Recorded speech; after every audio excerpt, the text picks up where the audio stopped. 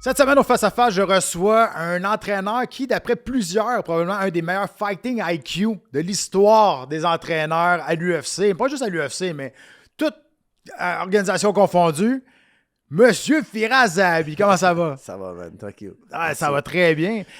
Firas, tu t'en vas à Maison-Blanche? Oh my God. Oui, c'est ça qu'ils nous disent. Là. Mais oui. Je suis encore un peu choqué. Là. Je suis un peu... c'est wow, là, c'est quelque chose. C'est quelque chose, hein? Puis je veux parler de ça. On va parler beaucoup de toi, là, mais on va régler le dossier de ton frère en partant. Je veux que tu me parles un peu de la fierté que tu as de voir maintenant ton frère, qui avant était le frère à Firas, mais maintenant qui est rendu Ayman Zahabi. Il s'est construit un prénom. Maintenant, on le connaît, Ayman Zahabi. Puis on en parle souvent, Mathieu et moi, dans le podcast. Si ça ne pouvait pas arriver à un meilleur gars, le succès présentement qu'il a. Là. Merci. Oui, il a vraiment travaillé fort, mon frère. Parce que, oui, il y a le nom Zahabi, Georges Saint-Pierre, Zahabi, ça allait ensemble. Puis là, ça a ouvert des portes, mais il a vraiment travaillé fort. Il y a eu des setbacks dans l'UFC. Il a perdu 2 combats en ligne. Puis là, il en a gagné 7 en ligne. C'est qu'il a montré c'est quoi il y a au fond de lui. Je suis vraiment content de lui parce qu'il a vraiment mis tout. Là. Il s'entraînait 2 fois par jour. Il s'est complètement dédié. Puis il a compris, pour aller au plus loin, pour être champion du monde, là, c'est vraiment tout ton temps. C'est toute ta vie. Il faut que tu te dédies chaque moment de ta vie. Puis là, présentement, il s'en va à la Maison-Blanche. Hey, c'est un dream come true. Là. C'est comme incroyable. Là. Il va y avoir juste une carte de même, je pense, dans l'histoire du UFC. Il y a juste 6 combats, puis il est parmi les noms. Puis s'il gagne ce combat-là, puis je sais qu'on est underdog et tout là, mais s'il gagne ce combat-là, là, il va au championnat. C'est un sport d'underdog. C'est un sport d'underdog tout le temps. Puis, tu disais qu'il n'y a pas beaucoup de combats à l'UFC, mais il est revenu, il a démontré une belle résilience, là, parce que, quand il s'est fait knocker par Ramos, là, c'était un dur knockout. Là, très, très dur. Puis on était là, c'était à New York. C'était le dernier combat à Georges. Ouais. Puis, on était là, ça commence pas la soirée. Là, mais tu étais dans son coin aussi. Ouais. Comment tu as vécu ça? T'sais, parce que perdre, c'est quelque chose, perdre par soumission, OK, mais là, c'était un violent knockout. Mais là, on sait, l'histoire est belle après. Une résilience incroyable. Puis, l'équipe que vous avez, l'entourage que vous avez, c'est un des meilleurs entourages pour supporter des épreuves comme ça. Là. C'était... Georges était le dernier combat de la soirée. Ayman était le premier combat de la soirée. C'était le pire résultat puis le meilleur résultat de la soirée. C'était comme... J'ai vécu les deux côtés. T'sais. Puis j'ai un des coachs qui m'a dit après, il m'a dit, je sais pas comment tu as continué ta soirée, je sais pas comment tu n'as pas pleuré. On se le demandait, nous autres. Comment tu as continué. Mais l'affaire, c'est que moi, j'aime tous les fighters que j'entraîne. C'est sûr, quand c'est mon frère, c'est quelque chose de spécial, mais à chaque fois qu'on perd, je le sens. À chaque fois qu'on gagne, je le sens. C'est comme si j'ai perdu, c'est comme si j'ai gagné. Je le sens à chaque fois. Puis il y a longtemps, tu sais, l'émotion dans ce sport-là, il faut que tu le mets à côté. Business is business. Il faut que tu sois... C'est pas facile. C'est pas facile. Non. C'est une chose à le dire, là, puis c'est une chose à le faire. Mais surtout quand c'est ton frère, c'est de la famille. C'est tough, là. C'est tough. Quand j'ai vu Aldo le kicker en face, là, j'étais sous choc. J'étais pas sûr c'est quoi que je regardais. Mais... On se demande encore comment il a fait pour la prendre. 2 fois. quand le monde me demande, tu crois-tu au miracle? Je montre cette vidéo. Là. Pour moi, c'est un miracle. T'sais, il se fait kicker en face par Aldo. C'était le premier soccer kick de l'histoire du UFC. Puis c'était le deuxième soccer kick parce qu'il s'est fait kicker 2 fois. Ouais, 2 fois. Puis il n'y a pas de marque à la fin. Là. Il n'était pas KO, il n'était pas fracturé, il était complètement correct. Puis après le combat, il se sentait complètement correct. Pour moi, c'était vraiment un autre gros événement dans notre histoire. Mais après cette perte-là, là, je me suis dit, avec le perte de Ramos, je me suis dit, là, il faut que je me concentre sur lui 100%. Parce que j'avais tellement d'autres fighters, j'entraînais tellement d'autres gars. Puis je me suis dit, si on ne le fait pas d'ici, là, si on ne bouge pas d'ici d'une façon positive, on va être cut, puis ça va être la fin. Puis le UFC, ils m'ont même dit, on pense le couper, est-ce qu'on devrait vous donner une autre chance? Ils n'étaient pas sûrs.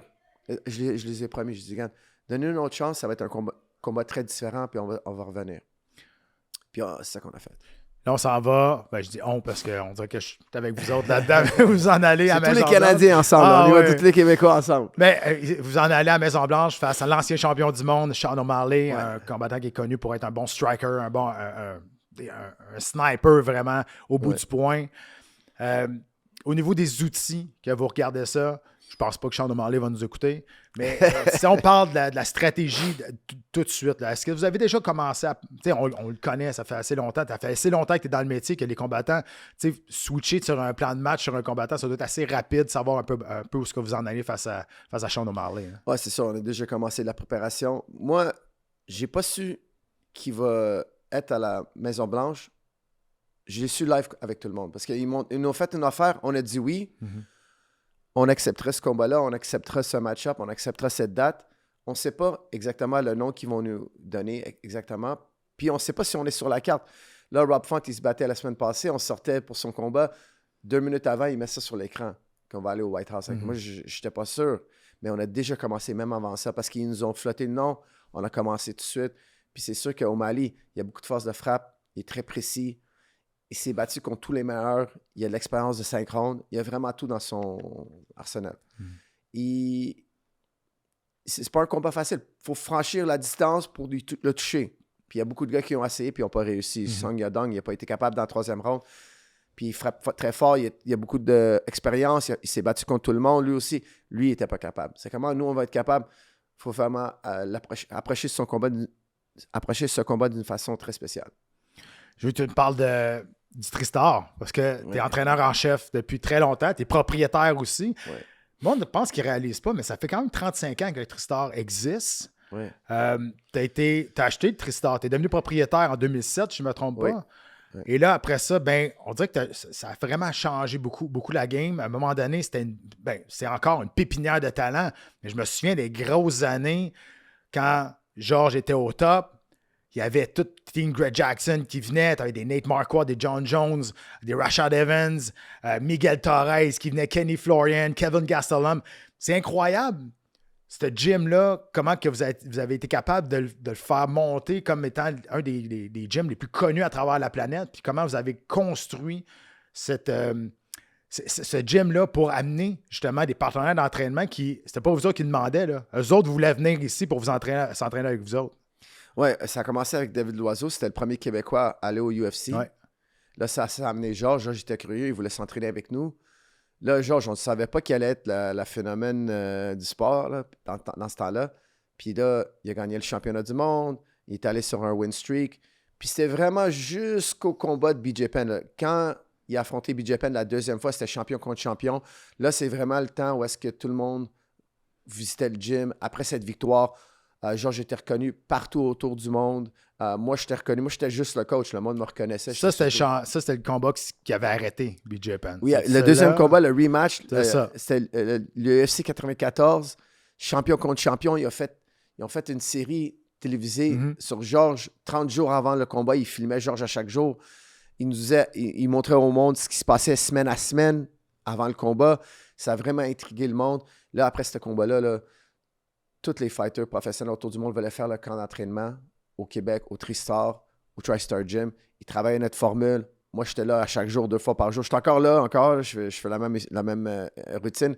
Mais c'est ce combat-là là, qui a vraiment tout mis en ligne. Puis de ce temps-là, il y avait comme, admettons, 30 professionnels minimum dans le gym durant l'année. C'était vraiment quelque chose de spécial. Là, quand le COVID a frappé, ça a comme déraillé. Les combattants ne pouvaient pas rentrer au pays. C'est que ça a vraiment été une phase très difficile parce que la police venait à chaque jour presque au Tristar là, pour voir ce qui se passe, pour arrêter de sortir le monde. C'était vraiment, ils nous mettaient beaucoup de pression. J'ai eu ma chicane avec eux, j'ai eu mes histoires avec eux. Là, j'ai eu un stand-off même aussi. Puis là, on recommence. Là, les fighters, là, ça fait quelques années, ça fait 3 ans, 4 ans presque. Là, on recommence, on rebâtit comme avant, mais c'est vraiment, moi je mets mon temps et mon énergie sur mon frère parce que là, s'il gagne ce combat-là, c'est tellement important parce que de là, on peut retourner à un championnat du monde. Puis à travers toutes ces années-là, évidemment, quand toutes ces grosses vedettes venaient là, qu'est-ce que ça t'a apporté comme toi pour devenir un meilleur entraîneur? Parce que à un moment donné, oui, tu as des athlètes ici, mais là, tu as d'autres athlètes qui viennent, tu vois des différents styles, tu apprends un peu sur le tas, comme on dit en québécois. Oui, moi, à chaque fois qu'on amenait des coachs, des fighters, je passais la journée. Quand ils sont là, je suis là. J'étais sûr d'être présent, puis je voulais tout apprendre. Parce qu'ils sont des experts. C'est des fighters, oui, ils sont là pour développer, mais ils sont aussi des experts dans leur sport. C'est que j'essaie d'apprendre le plus possible. Là. Je passais beaucoup de temps. Je passe mes journées dans le gym. J'aime ça, c'est ma passion. Mais dans ce temps-là, c'était vraiment un hotbed. Là. On avait tous les meilleurs coachs, Freddie Roach, John Danaher, ils venaient régulièrement. C'était vraiment une opportunité incroyable d'apprendre des lutteurs, des gars de jiu-jitsu, des strikers. Puis je voulais juste être le meilleur élève possible pour eux. Puis à travers tout ça, tu as tout le temps gardé la porte ouverte à tout le monde. Ouais. Je sais, moi, je m'entraînais pas avec TriStar, je m'entraînais avec Brenton Totting, puis toutes les fois que je disais, hey, je peux aller faire un sparring avec les gars là-bas parce que tu as tout le temps gardé les portes ouvertes, tu n'as jamais fermé à personne. Puis ça, de un, je vais t'en remercier parce que quand je m'entraînais pour me battre contre Anderson Silva, je me suis entraîné beaucoup avec vous autres pour les sparring. Ouais. Puis, tu sais, à travers tout ça, tu as trouvé beaucoup d'expérience. Puis maintenant, j'aimerais ça que tu me dises, tu as tellement envie de combattant. Est-ce que tu sais d'avance quand le gars rentre, peut-être avec son attitude pas de même, où tu te dis, OK, oui, je peux voir qu'il y a peut-être un champion material ou. Oui, mais aussi non, parce que, regarde, je vais te dire des affaires. Il y a performance dans le gym, puis d'après ça, il y a performance on fight night. Ouais. Tu sais, Henry Cejudo, il vient juste de messager mon frère, puis il a fait une annonce publique. Il a dit, il choisit Ayman par-dessus O'Malley. Il dit, parce que Ayman, il est un meilleur compétiteur que fighter. Oui, c'est un bon fighter, mais compétiteur, fight night, il l'amène. Je trouve que c'est vrai. C'est un élément vraiment réaliste, parce que je m'en souviens, toi, tu étais la première personne d'amener Anderson Silva à la deuxième ronde. Ouais, au troisième, ouais. Troisième ronde. Tu n'es pas supposé de survivre la deuxième. Même pas supposé d'aller à la deuxième ronde. Mais toi, tu as toujours été tough mentalement. Tu as toujours été underdog, Tito Ortiz, Anderson Silva, les gros noms. Tu n'as jamais eu peur. Parce qu'il y a beaucoup de gars qui perdent dans le locker room. Ça, tu le sais. Ouais. Parce qu'ils ne sont pas prêts à. Je ne vais pas dire le mot, là. Je suis sûr qu'ils vont. Il faut qu'ils soient prêts à mourir. Ouais. Mm-hmm. Si tu n'es pas prêt à mourir, puis tu ne vas pas mourir, mais ça tu te sens comme tu vas mourir. Puis c'est possible, c'est pas impossible. Il y en a qui montent dans le sport, dans le boxe, dans le MMA. Si tu n'es pas prêt à mourir, pour moi, tu n'es pas à ton 100%. Puis il y a des gars qui sont vraiment pas prêts. Puis pour moi, je trouve qu'ils ne devraient pas faire le sport. Fallait pour le fun, mets-toi en shape, mise en forme.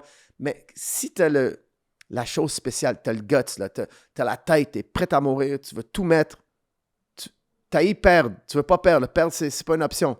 Si je vais perdre, ils vont m'assommer. OK, si tu as cette attitude, oui, ce sport, il n'est pas bon pour toi. Parce que c'est pas vraiment un sport. Parce que c'est pas tout. Le talent, c'est pas tout. Sport. Non, les skills, c'est pas tout. Le talent, c'est pas tout. Le temps que c'est le temps de performer, parce qu'on en parlait à Ronde, il y a des gym fighters. Il y a des combattants qui sont extraordinaires au gym, ils arrivent en compétition, ils ne sont pas capables de faire. Puis le contraire est vrai aussi. Il y en a au gym, t'es comme, voyons, ça se peut pas qu'ils soient rendus à ce niveau-là, mais quand la cloche sonne, il y a une switch qui allume, puis tu dis, OK, là, il est capable de performer quand c'est le temps. Parce que les choses qu'on oublie, c'est que il y a de la douleur dans le combat, il y a de la fatigue, tu vas te sentir inconfortable. Il y en a qui ne sont pas capables de se sentir inconfortable si longtemps devant tout le monde. Dans le gym, tu es confortable, tu connais le monde, l'équipement est plus large, il y a des règles de sécurité. C'est contrôlé. C'est contrôlé, c'est un environnement contrôlé, je connais mon sparring partner. L'autre gars, il veut te faire mal le plus possible. Puis il y a tellement de stress, tout le monde te regarde, c'est psychologique, on a tout, puis je pense que tu es d'accord avec moi. Tu as bien beau préparer un plan de match, 95% du temps, ça ne marche pas. Fait qu'il faut que tu sois capable de te retourner assez rapidement dans le moment présent. Moi, je dis tout le temps, mes plans de match, c'est le camp d'entraînement, c'est le plan de match. La soirée du combat, là, si on ne l'a pas entraîné puis ça n'a pas marché en pratique, on ne l'a pas fait en pratique à chaque jour, ça ne marchera pas Fight Night. Là. Oublie ça, ça va tout tomber à l'eau. Un training camp, c'est implémenter ton game plan à chaque jour. Si tu n'es pas capable de le faire dans la salle de pratique, ça n'arrivera jamais dans l'octogone. Oui, il y a un élément mental parce que c'est très différent que le hockey, que le basketball, que le football. Dans le MMA, c'est juste toi, puis les coups sont vrais, puis l'action est vraie, puis le danger est vrai. Il n'y a pas tout le monde qui peut faire leur paix avec ça avant le combat parce qu'il faut que tu l'acceptes. Sinon, tu vas penser deux fois, tu vas trop analyser tes mouvements, tu ne vas pas travailler avec tu ne vas pas laisser l'instinct. Tu n'es pas supposé penser. Non, si tu penses dans le combat, c'est fini. Il n'y a pas le temps. Ouais. Il n'y a pas le temps. Tu vas perdre la fraction de seconde qui est très, très importante. Ouais. On parle souvent dans le podcast du Fighting IQ. On en parle souvent d'intelligence de combat. Puis nous autres, on en parle. Moi, j'en parle en tant qu'athlète. Mais Fighting IQ, ça se développe dans l'entraînement. Ça se développe avec les partenaires d'entraînement. Puis je pense que j'ai pas la meilleure personne en avant de moi pour pas expliquer ça. Comme ça, tu m'expliques ton point de vue d'un fighting IQ, de bien gérer, parce qu'il y a beaucoup d'affaires, il y a beaucoup de gestion de plein d'affaires. Tu sais, pas juste les combats sur soi, mais tu sais, la foule, la nervosité, comment tu es capable de gérer ça. Fait que, dans tes mots à toi, tu as un fighting IQ, un bon fighting IQ, c'est quoi? Moi, je travaille différemment avec différents fighters parce que, admettons, le fighter est hyper nerveux. OK? Hyper nerveux, comme Georges, admettons. OK? Georges était vraiment nerveux. David Loiseau, hyper nerveux. Pourquoi? Parce qu'il y avait tellement de demandes. Georges, il ne pouvait pas juste gagner. Il fallait qu'il domine. Il fallait qu'il finisse le combat. Il fallait qu'il soit 10 fois meilleur que le gars qui est numéro 1. C'est ça, les expectations étaient irréalistes. OK? Parce qu'à cause de son branding, son nom, tu le voyais partout. OK, il était hyper nerveux. C'est que j'aime essayer de trouver c'est quoi le problème, c'est quoi qui le fâche, c'est quoi qui le pique émotionnellement. Puis de là, il faut le déconstruire. C'est que pour Georges, j'expliquais tout le temps que les expectations aux fans, c'est pas nos expectations à nous. Les coachs, toi, nous, on sait c'est quoi le combat. Eux, ils peuvent penser ce qu'ils veulent. J'essaie de le mettre plus en réalité. Quand même, mettons, David Loiseau, lui, je pense qu'il avait plus peur de perdre qu'il voulait gagner. Que gagner. C'est que j'essaie de rentrer dans sa tête. T'sais. C'est quoi la fin? C'est-tu la fin du monde si tu perds un combat? Est-ce qu'ils vont te couper le jour en nuit? Est-ce que tu pourrais toujours te reprendre? J'essaie de faire face à face avec leur peur puis le déconstruire. Je trouve ça, c'est important. Là, ça, c'est la première chose. Parce que tout le monde a peur de quelque chose. Faut que tu apprends à être confortable avec ta peur. Après ça, c'est vraiment mécanique. Le gars, il est bon à quoi? OK, il a un bon double jambe. Comment on va arrêter son double jambe?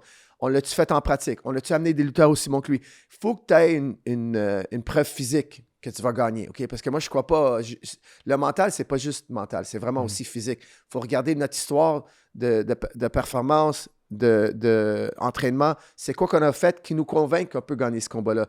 Parce que il faut que tu crois que tu vas gagner le combat. Il faut que tu vas dans le combat et tu te dis, là, je vais gagner parce que je suis meilleur que le gars. J'ai une meilleure stratégie, j'ai une meilleure compétence. Je peux le battre partout.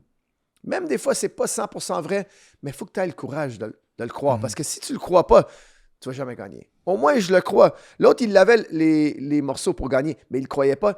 Il n'a pas gagné. C'est pas juste avoir les morceaux pour gagner. Il faut que tu crois que tu vas gagner aussi. Parce que t'as bien beau être négligé 3 millions contre 1. Quand la porte se ferme de l'octogone, c'est là que ça se passe. C'est là, c'est le temps. Puis je trouve ça intéressant ce que tu dis parce que être un bon entraîneur, c'est pas juste connaître les adversaires, c'est connaître tous les poulains que tu entraînes. Parce que j'imagine, puis je suis sûr et certain, tu ne parles pas de la même façon dans un coin à Georges que tu parlais à Rory McDonald. Non. Rory, c'était l'inverse. Rory était trop calme. Il y a des gars qui sont trop calmes.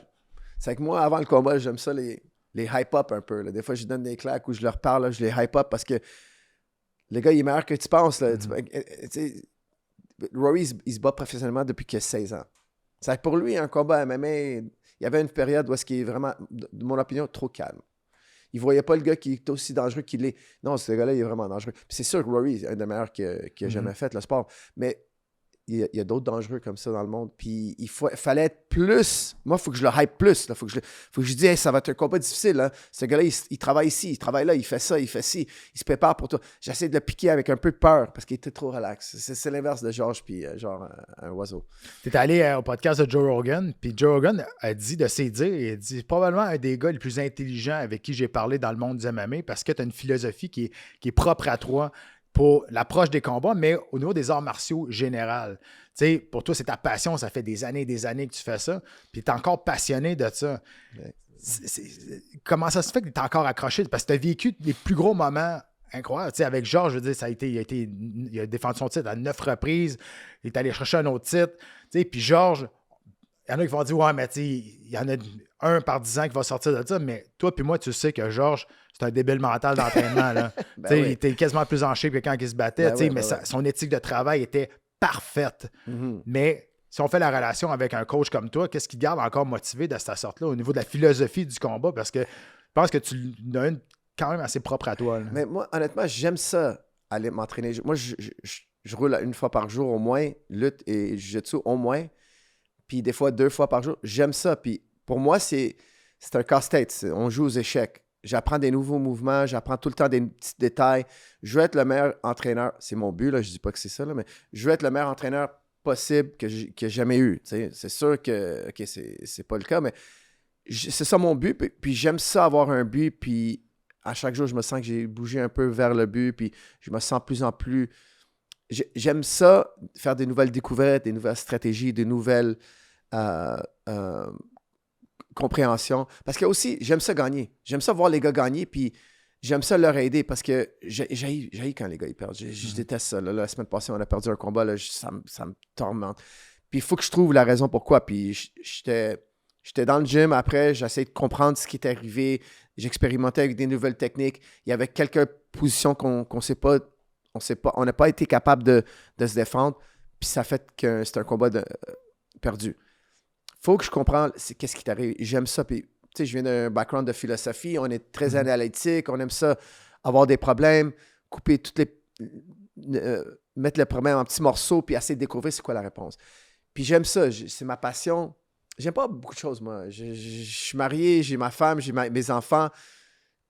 Je vais au gym, je passe du temps avec la famille. C'est juste ces deux affaires que je fais. Je fais vraiment rien d'autre. Si j'ai pas le gym, j'ai juste à la maison faire quoi, tu sais. Pour moi, c'est le fun. J'aime ça.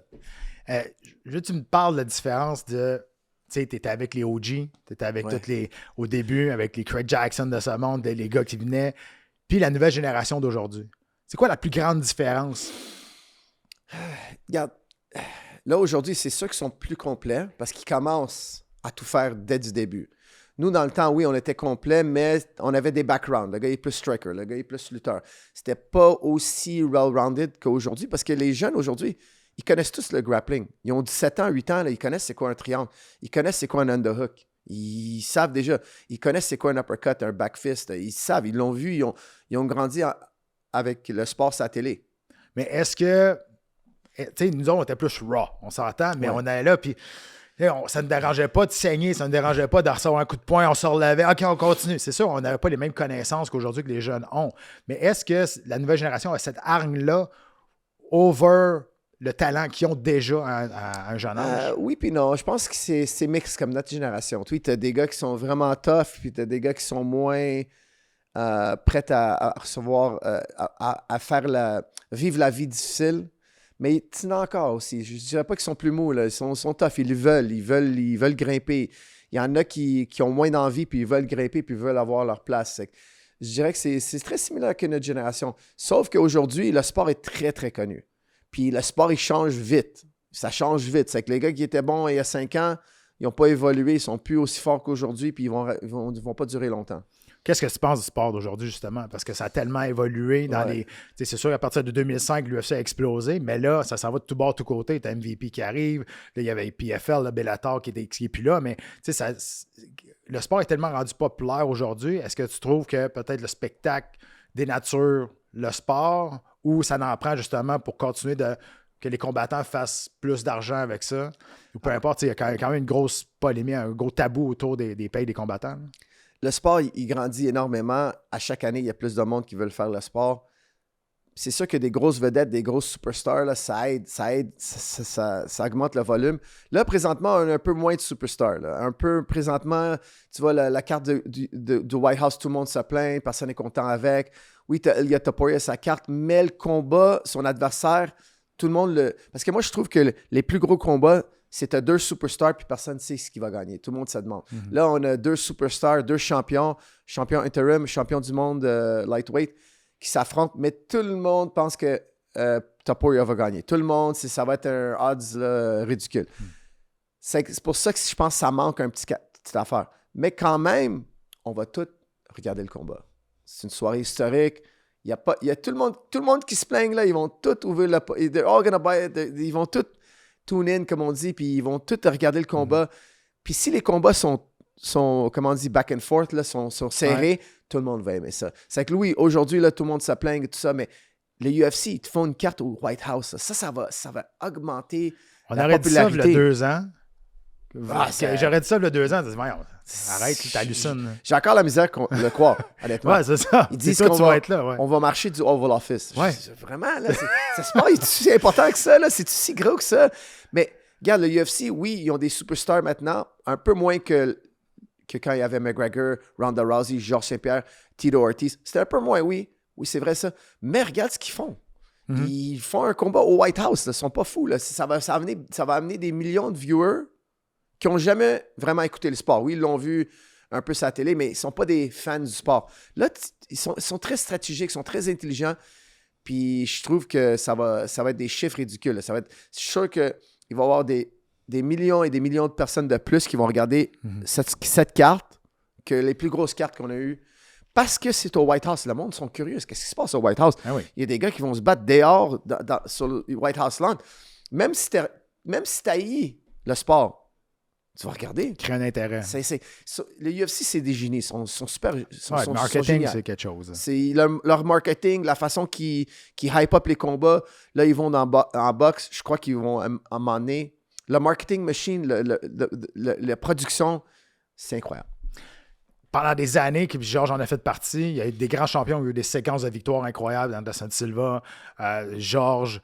Est-ce que tu penses qu'on va revoir ça dans le sport d'aujourd'hui? Un champion qui domine tellement, Anderson Silva, John Jones, puis Georges, ils ont eu des séquences, ils ont défendu leur titre pendant des années et des années, ils étaient au top, puis même si les gars ils s'entraînaient pendant des mois, ils n'étaient pas capables de battre. Est-ce que tu penses qu'on va revoir ça, un champion dominer aussi longtemps une division? Là, présentement, je pense que Chimaev, c'est très possible qu'il le fait. Puis Islam Makhachev et aussi Topuria. Je peux voir Topuria être champion pendant 9 ans, 10 ans, comme Georges a fait. Là. Je pense que c'est très, très possible. Chimaev aussi très, très possible. Islam Makhachev, ça va être difficile à les battre. Je veux dire, c'est très difficile. Ces trois-là, je te dis, c'est 3 gars qui peuvent le faire. J'ai pas de doute. Mais on en parle souvent. Des fois, le problème, c'est qu'ils veulent juste. Ils veulent juste. Je ferais la même affaire être une grande vedette. Juste les gros money fights, les big fights. Ce qui fait qu'on ne défend plus notre ceinture comme qu'on fait maintenant. On s'en va en haut, on s'en va en bas. C'est un peu pêle-mêle. Ce qui fait que définir un champion à long terme dans une division, c'est peut-être un petit peu plus difficile. Oui, mais je comprends. Ils veulent les gros paychecks. Regarde, en boxe, Zuffa, ils ont signé un boxeur. Ils donnent le premier combat 15 millions. Hey, dis-moi pas que plus de monde regarde la boxe qu'ils vont regarder l'UFC. Mais l'argent ne vient pas de la même poche. Là. Oui, mais quand même, il y a de l'argent qui rentre. Mais il y a de l'argent qui rentre. Il vient juste de vendre pour 7,7 billions. Okay? J'ai jamais entendu une organisation de boxe qui a vendu dans les billions. Ça, j'ai jamais entendu ça. L'argent est là. L'argent au niveau d'NFL, NBA, MLB, est là, mais contrôlé, puis ça rentre des poches des promoteurs. Puis ça, je comprends. Je comprends, parce que c'est eux qui ont tout créé. Mais aussi, le talent, il mérite une grosse portion. C'est le partage des revenus et pas... Oui, c'est ça. Ça, il faut que ça soit... Faut que les fighters, là, minimum... Je suis même... je suis comment on dit? Embarrassed. J'ai honte de le dire. Ouais. Devrait faire... Le gars le plus débutant devrait faire 100 000 dans une année. Minimum. Ça, c'est pour moi, encore, c'est trop bas, ça. Mais parce que le plancher, présentement, c'est 12 plus 12. C'est ça. C'est que ça, je trouve ça un peu ridicule. Là. Tu peux même pas vivre. Ah non, un coup d'impôt enlevé, puis ton gérant. Ton manager. pas grand-chose. Moi, je veux dire, moi, je prends même pas des fighters. Ils sont trop pauvres. Ils n'ont pas d'argent. Imagine, moi, je suis le coach. J'ai même pas de bourse. Non, je veux pas de ta bourse. Il m'offre. Non, je veux pas de ta bourse. Pourquoi? T'as pas assez d'argent. Si t'as pas fait un chèque de 100 000 minimum, 7 soirées, pourquoi tu paierais? Moi, je pense que ça n'a pas de sens. Le gars NFL le moins payé, c'est 500 000. 500 000, puis il va même pas sur le terrain. Là. Ouais. Il va jouer sur le terrain sur une game qui n'est pas importante. OK, le score, il est fixe. OK, là, ils vont lui donner une chance. Le UFC, il faut qu'il amène les fighters à ce niveau-là. Ça va agrandir le sport. Parce que le monde, ils vont respecter les athlètes un peu plus. Imagine, admettons, pour ce combat-là, on attend, il a fait 1,5 million. Ça nous inspire à aller faire la même chose, à rentrer dans le sport. Mais là, quand tu entends les bourses, c'est quoi? Ça fait un peu honte. Tu sais quoi, il y a 2 choses là-dedans. De un, on va reparler juste après, il n'y a pas d'association qui protège les combattants comme dans MLB et NHL.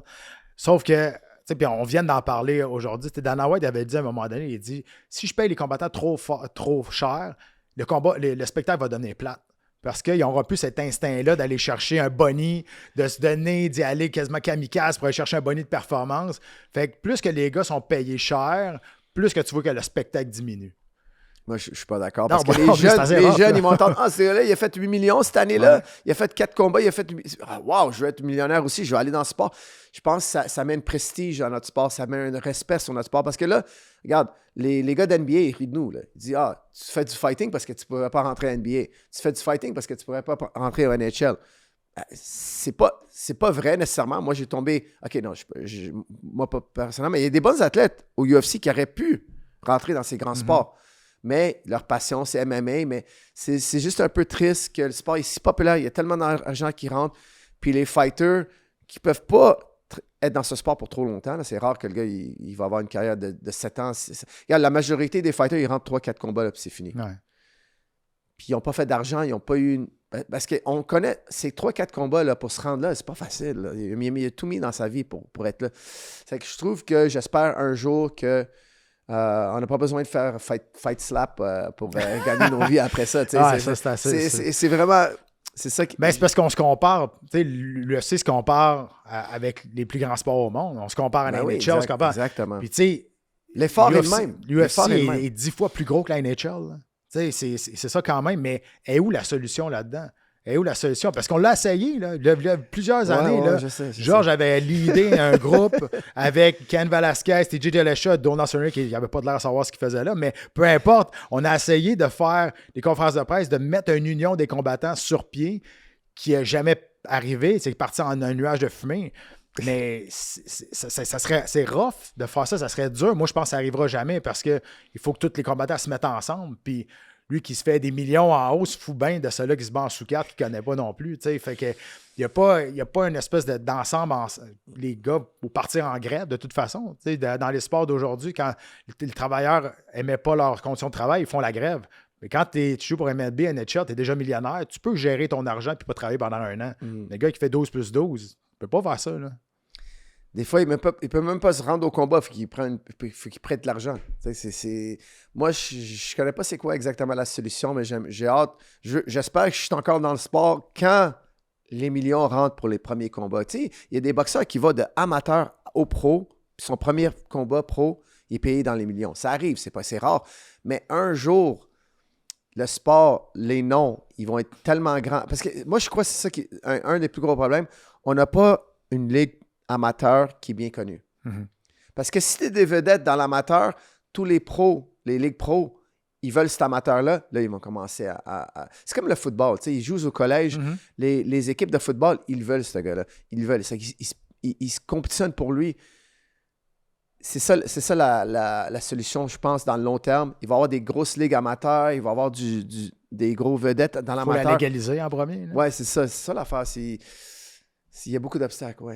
Puis, on en parlait justement avec Yves Lavigne la semaine passée, de la légalisation du monde amateur. Tu tombes direct professionnel. Pas tout le monde qui est prêt à avoir ça non plus. Puis, au niveau de l'UFC, puis au niveau de toutes ces organisations-là, aussi, il y a peut-être un monopole qui... Tu sais, à la boxe, ils font beaucoup d'argent en partant, mais il y a plusieurs promotions. Tu peux aller négocier avec plusieurs promotions, puis à un moment donné, tu rentres pour un seul combat ou peu importe.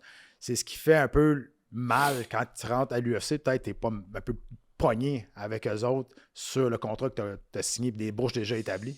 Oui, mais tout le monde... L'affaire, c'est que les fighters, ils veulent tous être dans l'UFC. Parce que c'est ils sont pas prêts à dire « Ah, je suis prêt à aller où est-ce qu'ils me payent le plus. » Non, même si une organisation paye plus, tu vas avoir beaucoup de combattants. Non, je veux être dans l'UFC. Pourquoi? Parce qu'elle a prestige. Ouais. Puis, OK, si c'est ça que tu veux, le UFC a le droit de te payer ce que tu veux parce que toi, tu veux être tellement parmi eux. Parce que moi, je dis tout le temps à mes fighters, si Ryzen ou si One, ils t'offrent plus d'argent, négocie, parle avec eux, ouvre la porte. Mais je connais des fighters qui ne veulent même pas parler avec cette organisation-là. Ils veulent juste de UFC. Moi, je pense que ce n'est pas une bonne idée parce que c'est ça qui crée le problème qu'on a aujourd'hui. Parce que la seconde que les noms sont plus grands que les organisations, là, on va avoir plus d'argent. Parce qu'aujourd'hui, là, le nom du UFC est beaucoup plus grand que les fighters. Si un jour Topuria il va au ONE FC ou va ailleurs, oui, on va le suivre. Les hardcore, on va le suivre. Mais pas monsieur, madame, tout le monde. Eux, ils vont aller voir l'UFC. C'est que le UFC, ils savent que leur marketing, puis ils font bien leur job. Là. Il y en a qui pensent que l'UFC, c'est le sport. C'est sport, c'est ça. On dit même pas MMA. On dit UFC. Le branding est tellement fort. Ils ont tellement bien fait leur job. Là. Ils sont tellement une coche plus haut que tout le monde en marketing, puis mettre le hype autour d'un combat. Puis Dana White aussi, tu sais, son charme, son charisme, il est superstar lui aussi. Là. Le monde le connaît. C'est qui le promoteur de ONE FC? Nous, on le connaît, mais le monsieur, tout le monde, ils ne savent pas. Non. Lui, Dana White, c'est une vedette, c'est une personnalité. C'est un gars... Il était aussi populaire que Tito Ortiz. Même, il y avait un combat contre Tito Ortiz. C'était comme presque le WWF. Là, genre, j'oublie son nom, le gars. Vince McMahon. Vince McMahon. Il était aussi populaire que les lutteurs. C'est que Dana White, il n'est pas fou. Là. Il est aussi populaire que les fighters. Il est plus populaire que les fighters. Il est reconnu partout. Il est le boss.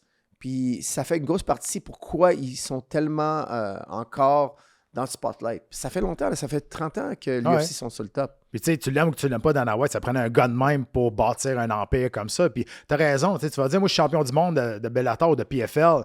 Moi on dit, c'est le fun pour toi. Tu vas dire, je suis un UFC fighter, t'es le premier combat de la sous-carte parce que personne dans les estrades. On va être, oh man, t'es un UFC fighter. Fait que tu sais, ces trois lettres-là sont ultra importantes, très pesantes. Puis si t'es moindrement un peu opportunistes, sont très monnayables à l'extérieur de leur centre de donner un coup de poing sur la gueule. T'sais, moi, je dis souvent, j'ai fait des très bonnes bourses dans ma carrière, mais j'ai fait bien plus d'argent en utilisant ces trois lettres-là sans me battre. Ouais. Mais ça, il faut que tu vois cette opportunité-là aussi. Là. Ouais. Le PFL, il donnait 1 million de dollars aux gagnants.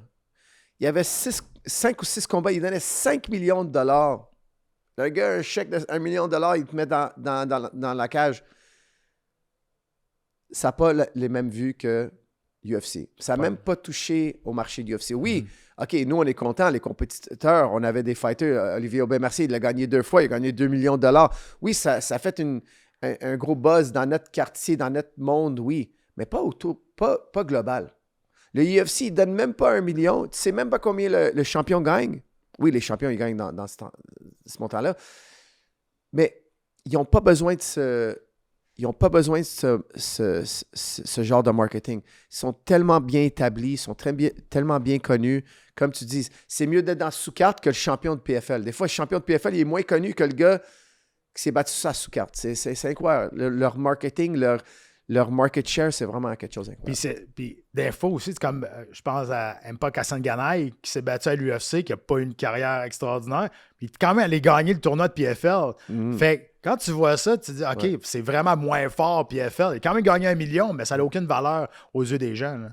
Il a gagné 1 million, il a gagné plus que le champion ou le top 5, on va dire, dans l'UFC. Puis lui, il ne toucherait pas au top 5. Là. Il était proche du top 5, mais il fait plus d'argent qu'eux. Mais c'est pas l'argent. Le monde savent que les meilleurs, dans la tête de tout le monde, hey, les meilleurs sont au UFC. C'est ça qui drive le marché. Parce que oui, ils ont essayé de donner 1 million de dollars, puis ça allait attirer beaucoup de yeux. Mais je pense que le monde sait, c'est plus marketing. Parce que si tu es aussi bon que ça, pourquoi tu n'es pas au UFC? Ouais. Les UFC sont tellement positionnés comme les meilleurs. C'est tellement... Puis, tu n'as pas de combat facile au UFC. Là. C'est toujours un tueur. C'est toujours des tueurs contre des tueurs. C'est rare qu'ils vont donner un chemin un peu plus facile. Il y en a, ils l'ont déjà fait pour certains superstars, je dirais, un peu plus facile, mais c'est jamais des chemins faciles. Est-ce que tu vois l'arrivée de MVP avec Ngannou qui s'en va là-bas? Bon, le combat de Carano et Rousey, là, c'est un coup de marketing, mais quand même, là, Ngannou qui s'en va là, Ngannou, il est parti, il a fait ce qu'il avait à faire. On riait de lui quasiment au début, mais il a quand même tenu son point. Puis là, il s'en va là. Là, on a John Jones, pareil de skill, qui voulait se faire sortir du... Imagine si MVP est capable de faire ce combat-là, Ngannou contre Jones. Est-ce que tu penses que ça ferait mal à l'UFC? Est-ce que tu penses que ça leur donnerait pas une mauvaise visibilité, mais ça serait un coup de circuit pour MVP? Est-ce que c'est bon pour les combattants que MVP arrive dans ce monde-là? Most Valuable par Jake Paul. C'est une très belle compétition parce que Jake Paul, il est comme Dana White. Là. Il est reconnu, il rentre dans l'arène, il est controversial. C'est un génie de marketing. C'est un génie de marketing. Moi, je trouve que c'est le début de quelque chose. T'as Ronda Rousey, Gina Carano. OK, tout le monde se plaint, tout le monde rit du combat. Mais tout le monde va aller au Netflix, on va tout regarder ce combat-là. Parce que quoi? C'est samedi soir, on va regarder quelque chose. Qu'est-ce qui se passe? Ronda Rousey, Gina Carano. Le gars, il est génial. Moi, je pense que c'est le premier influenceur qui peut vraiment qui peut avoir de la traction envers le UFC. Puis Ngannou, regarde, oui, il est sorti du UFC, mais avec son combat de boxe, là, minimum qu'il a fait, là, il y a beaucoup de rumeurs, c'est 20 millions. Ouais. Imagine, combien de combats il aurait dû faire au UFC pour avoir 20 millions? Ouais. Wow! Il y a pris 30 secondes avec Joshua Anthony, même pas 30 secondes, là, le combat n'a pas duré longtemps. Il a fait 20 millions minimum, OK? C'est incroyable. Là, il rentre dans MVP. Il va torcher n'importe qui est devant lui. S'il rentre John Jones, je pense pas que John Jones, ils vont le laisser aller, là, mais admettons, un autre gros nom, ça peut commencer à compétitionner avec l'UFC parce que Jake Paul, il fait comme Dana White. Il rentre dans l'arène lui-même, ça c'est spécial. OK, il s'est battu contre Anthony Joshua, puis il s'est fait casser la mâchoire. C'est un vrai combat, là. Il mange de vrais coups. Ouais. Il s'est battu contre le vrai champion du monde à poids lourd. Moi, personnellement... Encore actif, pas un gars à retraite. Non, depuis, c'était pas comme quand il affrontait Mike Tyson. Mais moi, personnellement, quand je regardais le combat live, je me disais, c'est très possible que Anthony Joshua, il va tuer Jake Paul. Là. Il peut vraiment mourir dans ce combat-là. Là. C'est vraiment... J'avais peur pour Jake Paul. Mais Jake Paul est assez fou pour dire, je veux pas seulement signer Ngannou, je veux m'affronter contre Ngannou. Ben oui, il est descendu dans la foule à la conférence de presse, puis il est allé poser des questions comme un journaliste. Qui est le promoteur? Il a dit, ouais, finalement, tu as choisi Joshua, mais je suis encore prêt à me battre contre toi. Puis Ngannou, il a fait, OK, mais après ça, moi, je serais prêt. Là. Fait, ils sont tout le temps un coup d'avance. Ils avancent. C'est pour ça que je dis pas c'est des juste génies dit de ça. Il a dit, marketing. j'ai duré plus longtemps parce qu'Ngannou puis Jake Paul, pour ceux qui ne suivent pas la boxe, ils ont affronté le même champion, Anthony Joshua. Jake Paul, qui est plus petit, a duré plus longtemps. Il a duré que 4-5 rounds. Ouais. C'est qu'il met ça dans sa face à Ngannou. Ngannou, il était pas content. Il a dit, regarde, avant, je voulais pas te battre contre toi parce que t'étais trop petit, mais il dit, là, je vais te faire mal. C'est que c'est du marketing là, génial.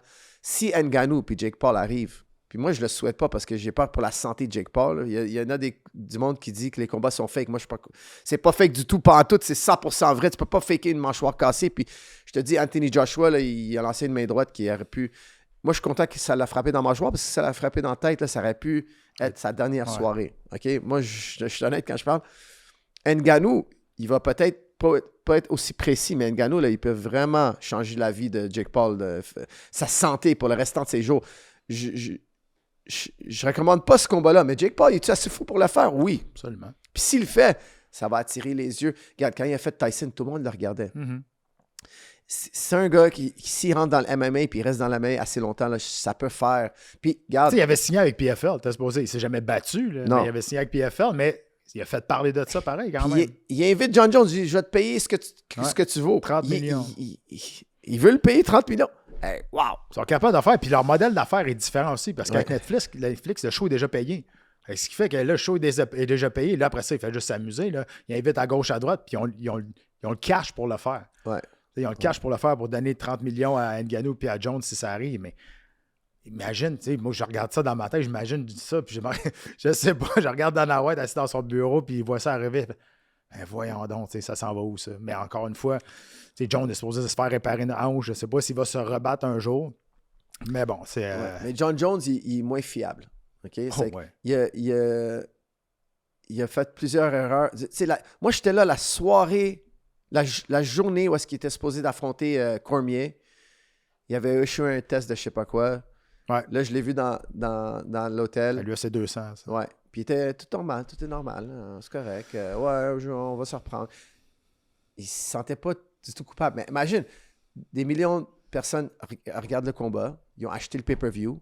Il y a plein de monde qui sont venus à Vegas. Tout le monde, on s'est tous déplacés. Puis les UFC ont mis des millions de dollars pour marketing et tout ça, puis ça tombe tout à l'eau dans une seconde parce qu'il a fait une petite affaire de... Puis il l'a fait plus qu'une fois. Une fois, on était supposé d'aller à Vegas. Ils ont changé le show à Californie à cause, encore, notre affaire de John Jones. Il fallait aller à Californie. Là, il faut changer nos billets. Il faut déplacer tout le monde. Ben, ça a été le responsable du seul UFC annulé dans l'histoire. Exactement. UFC 151, si je me souviens bien. Il y avait un autre avec Chael Sonnen. Le premier match-up, il a dit non, je ne prends pas Chael parce qu'ils ont changé d'adversaire. C'est qu'il ne voulait pas prendre le combat. Il y avait un autre. Il y a tellement d'histoires avec John Jones. C'est pour ça que je comprends Dana White. Il dit... Je ne vais jamais me fier sur John Jones. Main event, jamais. Conor McGregor, oui. Georges Saint-Pierre, oui. Taporia, oui. Shamaev ne peut pas aller à la Maison-Blanche. John Jones, il a dit jamais. Puis je le comprends. Mais il voulait mettre John Jones Pereira. Imagine qu'il arrive une affaire. Là. John Jones, il fait une affaire. C'est drôle parce qu'on a tellement parlé de ça aussi que tu peux-tu te fier à ça, bâtir une carte autour de Conor McGregor d'aujourd'hui et John Jones. C'est un risque, là. Conor McGregor d'aujourd'hui, non. Mais dans le temps... Oui, c'est ça, dans le temps, oui. Mais Jones, ça a tout le temps été. Aujourd'hui, oui. Mais Jake Paul, je pense que il pourrait prendre cette énergie de John Jones et faire de quoi avec. Mais je pense pas qu'ils vont l'UFC ne vont jamais leur laisser aller au MVP, mais Jake Paul, il est aussi genre loose cannon, comme on dit, que John Jones. Puis si John Jones ne rentre pas, ça peut être Jake Paul qui rentre la soirée. Ils vont faire de quoi? Parce que Jake Paul, il a cette énergie-là. N'importe quoi peut arriver. Puis le UFC sont professionnels. Tu bats, tu as une date, tu as un poids à respecter. Il faut que tu le fais. Tu manques d'une livre, c'est un problème. Tu manques la date, tu n'es pas prêt, c'est un problème pour eux. Jake Paul, je pense que c'est plus il va avoir une énergie plus chaotique. Puis ça va être correct pour eux, ça va être leur branding, genre. Firas, le 14 juin, tu vas être à la Maison-Blanche, que tu le crois ou tu le crois pas. Tu vas être là avec ton frère pour aller chercher cette victoire-là face à Sean O'Malley. Une victoire vous amène pas loin d'un combat de championnat du monde, sinon un combat éliminatoire sûr et certain. On vous souhaite le meilleur succès possible. Merci d'être venu nous parler de ça. Ça a été extraordinaire. Un bel entretien. Merci beaucoup.